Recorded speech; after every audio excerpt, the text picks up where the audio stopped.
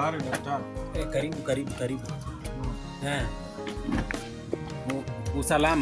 Usalama kiasi.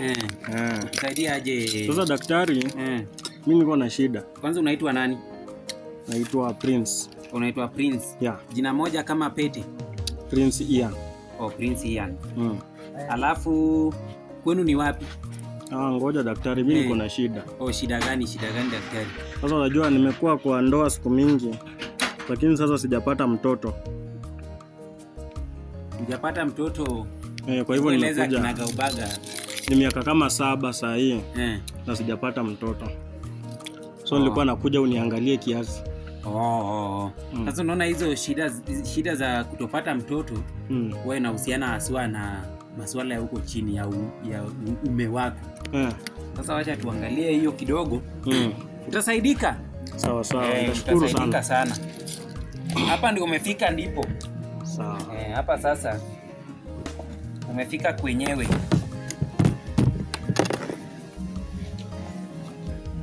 Purchase your tracks today.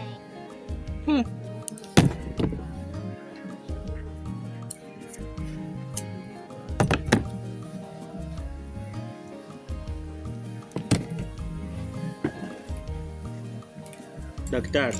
Yes. Pliers, kamata na kisu. Unaona sasa? Hapo sasa. Pliers ni ya nini? Unaona hapo sasa penye tumefika? Tumefika katika hali tetanishi. Ambayo sasa utatoa trouser. Trouser ni longi. Utatoa. Alafu sasa tuangalie hiyo sehemu. Kamata ni ya nini? Hii sasa tutashika nayo umekuu. Alafu hii tunashika nayo hizo ume ya chini. Ushike na hii? Hii sasa ni kushika tu. Na kisu? Kisu sasa tunachanja nayo hapo polepole tuone hapo kuna tatizo hapo kwa nini, kwa epididymis hapa ni.